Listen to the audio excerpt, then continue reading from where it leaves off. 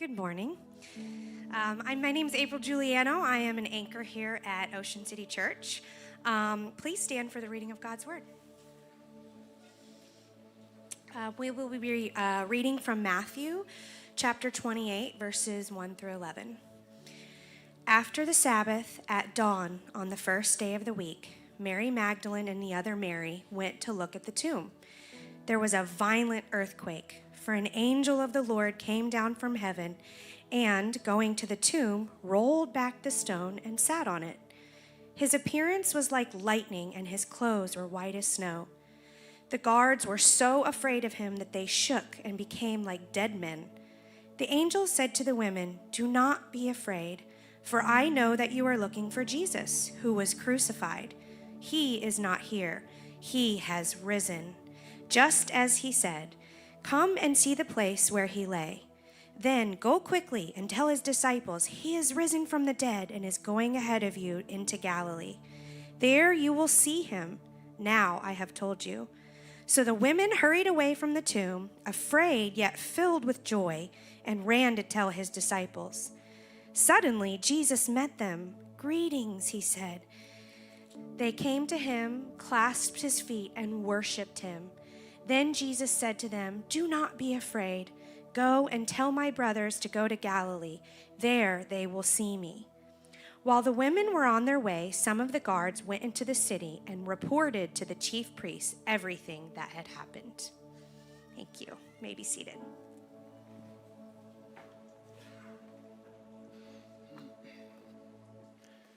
All right. Well, thanks be to God for the beauty and the power of His Word. That's one of the best narratives that you'll ever read. Best story ever told.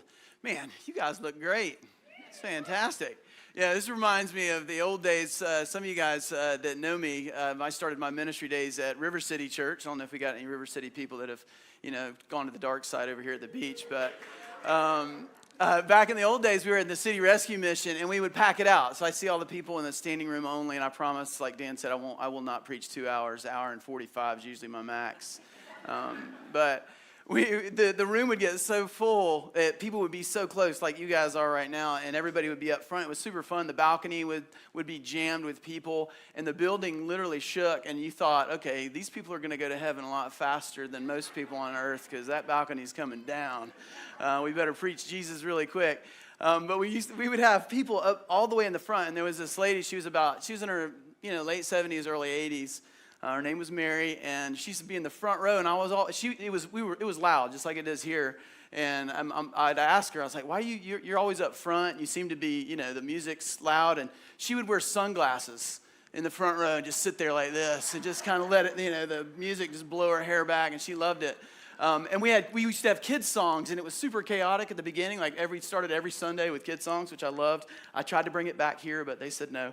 And we'd have a bag of like instruments. For the kids. And Mary, the 75, 85-year-old lady, would steal the tambourine, and then she'd break that bad boy out in worship. And we finally had to hide it from her. And I say that, about the full room is, you have to ask the question, why are people in here? And I know we're here for Resurrection Sunday. It's Easter. I mean, it's this thing that we do. But to get under the surface and under the layers of what it is that we're here for, and why would we be here for any other reason than the story is true. Now, the reality is in a room like this, and all over this city and all over the world, there's people in rooms for other reasons. Maybe it's, Mom brought you, and this is the time she says, "Look, you're wearing pink, and you're coming to church with me today, and that's why you're here." But, all kidding aside, there's a reason that the room is full today, and it's the story of resurrection. There may be people that are here that are like, okay, this is just the cultural thing that we do, but it started somewhere, and it started a long time ago. And the reality is there's a whole lot of people today, and there was a whole lot of people over the centuries and over the last 2,000 years that believe this unbelievable story that can sometimes feel like folklore, even when it's being read, that somebody, namely the Son of God, God Himself, came back from the dead. By the power of God was raised to life. And when you read the story and you get into the narrative of the earthquake and then an angel that looks like lightning showing up on the scene, and greeting two ladies that were just coming to the tomb because Jesus was rushed into the tomb early because it was Passover, and they couldn't pack him in spices properly when they put him in the tomb. And then they run into an angel who's there. The stone's rolled away, 2,000 to 4,000 pound stone, and he rolls it away and sits on it. I just, you don't make these, like, this is not something you would just write in there and go, okay, we're trying to fabricate a story. We'll do a lightning angel, and then we're going to have him sit on the stone. And I'm always thinking, how was he there? Was it the thinker? What was he doing on the stone? But the scene was crazy. But the angel rolls away the stone, and he says to the women, do not be afraid. And it makes me think in the moment as they see the stone being rolled away, and we often come even thinking, he rolled the stone away so that Jesus could get out. He had to roll the stone away. Jesus was resurrected. He's in there going, hey, let me out. I'm up. But no, Jesus later in these passages, he's walking through walls. He didn't need the angel to roll away the stone. This is God himself that by the power of God came back from the dead. He rolled the stone away not so that Jesus could get out, but that we would see in and see exactly what God has done for you and me, that he's defeated death for all time. And he says to them when he sees them, he says, don't be afraid. Can you imagine the scene? For I know that you are looking for Jesus who was crucified. He is not here. He has risen, just as he said. Come and see. You hear it? Come and see the place where he lay. Then go quickly and tell his disciples. And of course, what are you going to do? You're going to tell everybody. He is risen from the dead and is going ahead of you into Galilee. There you will see him. So not only has he risen, but he's going to be around for a little while. You're going to see him.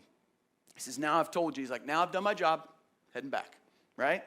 So the women hurried away from the tomb, afraid, yet filled with joy. They ran to tell the disciples. And suddenly Jesus met them. And Jesus says, greetings. And they came to him, and of course, they grabbed his feet and worshiped him. I mean, this is a person that they had followed around for, the better part of 2.5 to 3.5 years, and he treated them with dignity in a culture that didn't treat women with dignity. He loved them in a way. He invited them in, not to be just somebody attached to a ministry, but to be his friend and confidant. And they loved him, and they also revered him and knew that he was God. And Jesus said to them, don't be afraid. Go and tell my brothers to go to Galilee, and there you'll see me. Now, the story and the narrative of resurrection is just an incredible one. And, if it is true that we're here because somebody was raised from the dead, I mean, I know that there's people that are thinking, okay, maybe not. But when you look at the evidence for resurrection, and I usually get into this in depth, but I'm not going to because I want to move to something different this morning. But the evidence for resurrection and the evidence for Jesus' existence and walking on planet Earth is pretty great. In fact, there's more evidence that Jesus walked on planet Earth than Julius Caesar. But then you go through the idea that this crucifixion and then this resurrection took place in Jerusalem, and that this whole thing broke out in Jerusalem, that there was just a small group of people, then there was 3,000, then there was 5,000, then there was 25,000 people that were claiming resurrection. I mean, you've got arguably one of the most powerful empires of all time that is in play not wanting any talk of resurrection. They squashed every rebellion with ease. And then you've got the Jews who weren't really a powerhouse that are going to create some sort of rebellion, but they knew better than to let anything break out. So they did everything that they could. They put their best men in place. These Roman soldiers, these Roman guards, these centurions were like Navy SEALs. These are the guys that don't pass out for anything, but yet they dropped like dead men. They did everything they could to make sure that they could retain the bones of Jesus so that they could say, hey, there was no resurrection. We have his body. We have his bones. They did everything that they could. But still, today, there's never been any recovery of the bones of Jesus. And this idea of resurrection that we say with everything that we have as followers of Jesus that's true, there's no evidence against it. You can go, there's so many books that you can read, there's so many things that you can dig into to investigate the resurrection. In fact, you look at the facts that exist. One of the facts that that can shake us all to the core is that 11 of the 12 of his most inside followers, the disciples, went to their death proclaiming resurrection. Prior to the resurrection, they were nervous. They were in hiding.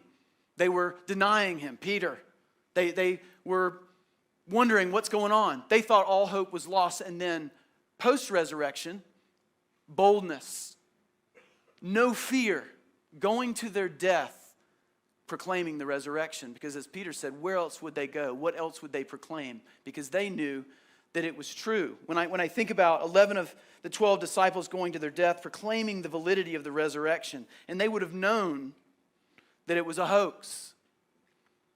And I look at this passage, it makes me think of two things: gambling and the Easter Bunny. Now, before you regret coming here, let me explain. When you look at this scene, it makes me think of these two things. One, thinking of the Easter Bunny, there is this idiom, and an idiom is when you've got a group of words that mean one thing when you separate them, but you put them all together and they mean something altogether different. We have this idiom called put all one's eggs in one basket. And what are we not supposed to do if we are an investment banker or we're somebody that's in investments or we manage hedge funds? Are we supposed to put all of our eggs in one basket? No, we don't put all our eggs in one basket, do we? There's your Easter Bunny. But it's also a lot like when you think about investment, I mean, just even thinking about this idea of putting all your eggs in one basket, and I think what you understand with the disciples and what you understand with the people that surrounded Jesus that continued to carry his name, so that we here in Jacksonville Beach are hearing it even today, is that they did put all of their eggs in one basket. They put everything in one place. And we only do that if we're sure, right? I mean, those are the type of investments. If we would have known that, the $200,000 houses that were on 4th Avenue and, 7th Avenue North and all around here were, going to eventually be 700, we probably would have bought a few in 2015, 2016, and 2017. The Jax Beach people know what I'm talking about because now they're worth a little bit more. But we didn't know. I did a little calculation. When we talk about investment and knowing, when it's a sure thing, if I had known, like I've spent I figured out, I went back till 2008, I've bought around 7.5 iPhones. I say half, but you know what I mean. You drop a few.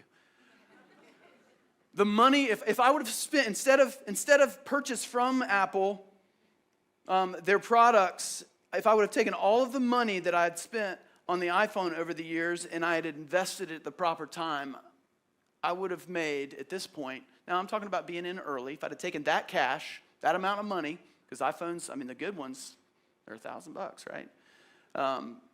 $11.7 million. Yeah, we spend money in the wrong places. But it's because we don't know. It's because we're told in our world, don't put all your eggs in one basket, diversify. Make sure, put a little here, put a little here, put a little here, put a little here. We're not going to put it all in one place. And when it comes to gambling, it made me instantly think of what it looks like and how somebody's supposed to gamble. My friend Darren Vininger taught my kids to gamble, which is why he definitely needs Jesus. Him and Kenny Rogers might not go to heaven. I'm kidding.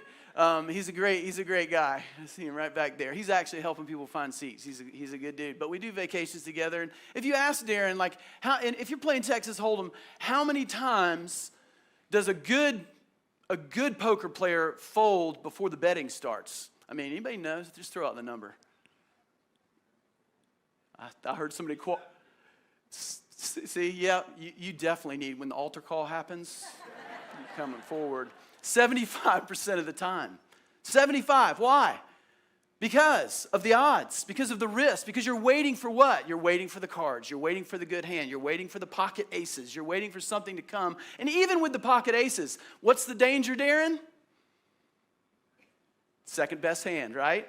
That pocket aces, that might be the second best hand. Somebody might clean you out.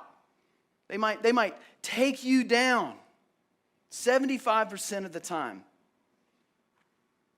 And here we've got, these moments. I mean, if you ever watched the World Series of Poker, you ever see that? Where all of a sudden, what happens? The guys, the sunglasses come off, whoosh, very confident, right? I mean, like $22 million on the line. People are, it's crazy. And all of a sudden, all of the chips go in. Everything goes in. And I say that because what we see in a resurrection is when a resurrection happens, when you draw a resurrection, when you're dealt a resurrection, you go all in. When somebody comes back from the dead, everybody says, well, there's where I'm going to put all my chips. There's where all the eggs, they're going in that basket because we've got a resurrection. It beats everything. The house thinks, okay, we're here, we're the casino. Death is the best card. Once we've got death, once we've put him down, he's not coming back. Oh, guess what? There's a royal flush, and it's called the resurrection. And it beats the house every time. And Jesus came back from the dead. Tim Keller says it this way. I love it. He says that if Jesus rose from the dead, then you have to accept all that he said. If he didn't rise from the dead, then why worry about anything of what he said? The issue on which everything hangs is not whether or not you like his teaching, but whether or not he rose from the dead. There's no other option. If that's not true, then it doesn't matter. The Apostle Paul would say, if Christ has been raised, then our preaching is futile. Your faith is worthless. Without resurrection, there's no people lined up against the walls in a room celebrating Easter. At least there shouldn't be this many years after. But what I'm proclaiming is that it's real. You live in a world that tells you to diversify, that tells you to figure out what are the things that you can add to your life. Let's figure out what are those things that will give me life while I'm here on planet Earth. Don't put it all in one place. Don't hedge all your bets in one direction. Don't put it all here. Well, the gospel is the opposite. And the reason is because what Jesus dealt the world was forgiveness of sins with his blood poured out. The great exchange. He took all of the stuff that you had that condemned you, and he took it to the cross. And he brought it into the grave, just like Abby said when we were singing, and defeated sin and death for all time, reuniting the people by faith, the people that have followed Jesus by faith, not by works, not by anything that you bring to the table, with the Creator that created you, the reason that you exist and you live on planet Earth. Nothing beats a resurrection. I think about the parable of the treasure in the field. In this same chapter, in Matthew chapter 13, Jesus is throwing this parable out, and nobody knows what he's talking about. They're confused. They're like, hey, there's a guy. He finds this treasure in a field. As soon as he sees what it is, guess what he does? He goes to the pawn shop, sells everything that he has, takes all of that money, and says, I want to buy that field. Why? Because he's putting all of his everything into what Jesus says is the kingdom of God. And what's going to be the trump card for everything? The resurrection. Why is he going to be able to do that? What does he see when he sees the field? He sees a man come back from the dead, because the one thing that we don't have, the one thing that we can't buy is life. We're all headed there. There's nobody in this room that's not battling either consciously or subconsciously. Ernest Becker says we all are denying death. Like, that's what we do day in, day out. We figure out a way to not go into some psychosis, because crazy, this life is short and all of us are headed towards the grave. But here comes Jesus saying, this resurrection is something that you can have too. You can have this resurrection life. Nothing beats the resurrection. I remember my wife's grandmother. We called her Go-Go. Or y'all called her Go-Go, because she would not stop going until she didn't, right? I mean, but she was an incredible. She loved Jesus, like with everything that she had. She was also the most frugal, cheapest person I've ever met in my life. She cut paper plates in half and said, "Look, you don't need the whole plate." She would, like, a penny would be on the ground. We'd be walking into the grocery store, and there'd be a penny like buried into the asphalt. She'd be bent over, picking that thing out, trying to get it out. Ooh, a penny. But I remember at her funeral, I spoke, and she I said, look, there's three questions that every philosopher, scientist, that just aren't answered. We spend our lives all of time. We've been wondering, where do we come from? How in the world, 23.5 tilt on the axis of planet Earth, we're floating out here with nothing else, pale blue dot suspended on a sunbeam, Carl Sagan says. Like, this is a miracle of miracles that we're all here. Where did we come from? And then, why are we here? What are we doing? What's the purpose of a bunch of people running around on planet Earth, and where are we going? I mean, these are the things that the smartest people on planet Earth have mulled over their entire lives. Their entire lives. Philosophers, scientists, Harvard, people, doctorates, that's their life's work. Studying these things, trying to figure out these things, trying to get a clue as to what all, what's happened. And here's this woman, she barely had an 8th grade education. And she knows the answers to all 3. She knows where she came from. She knew why she was here, to glorify Jesus with everything she had. And she knew where she was going when she died. And I just thought, what a powerful, powerful testimony. Because she knew there was a resurrection.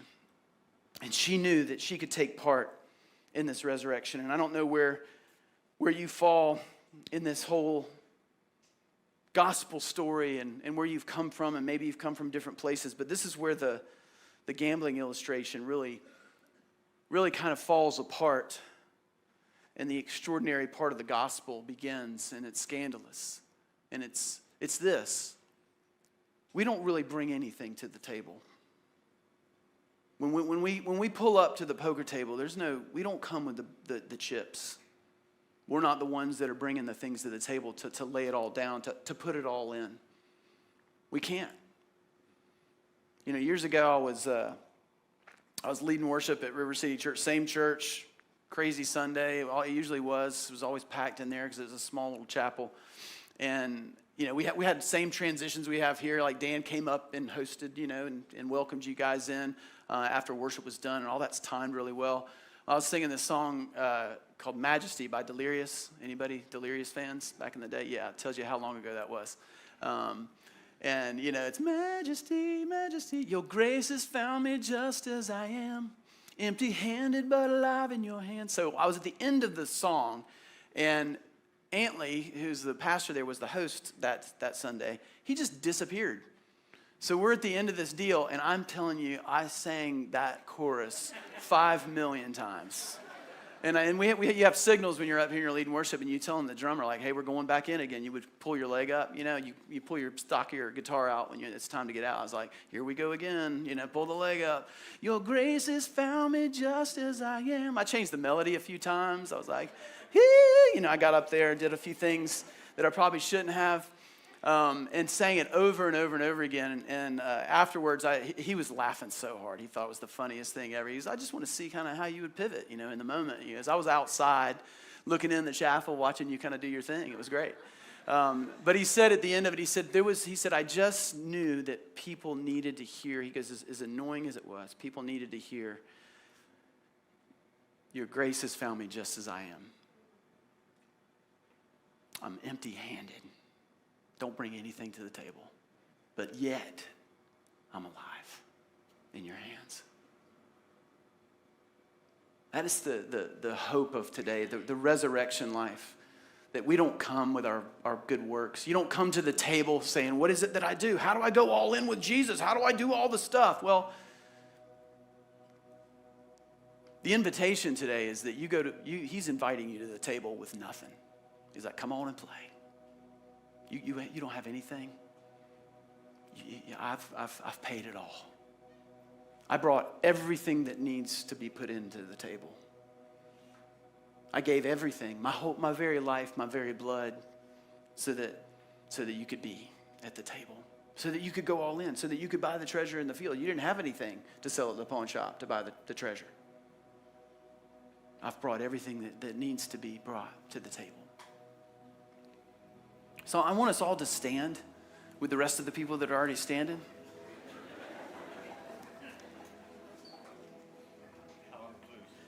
That's right.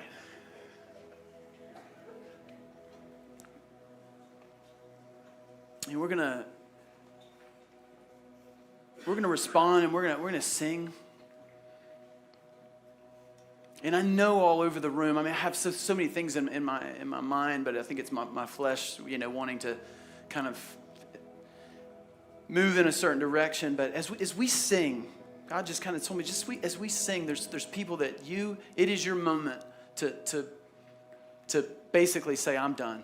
Like and this is the beauty of going all in. Going all in the kingdom of God is surrendering and saying, I have nothing, and I need you. That's it. Putting your life, saying, I believe you. I believe what you've done. I know I need to be reconnected to the King of the universe, the one that created me. I've been scrambling. I thought I had a royal flush. I thought I had a full house. I thought I've done everything there is. I thought I've come to the table with enough, and it's never been enough. And you're done. You're just like, I'm done. I'm out. I'm done. So while this song's playing, while you're singing, while the band is playing, this is the moment where in your heart and in your mind that you surrender your life to Jesus.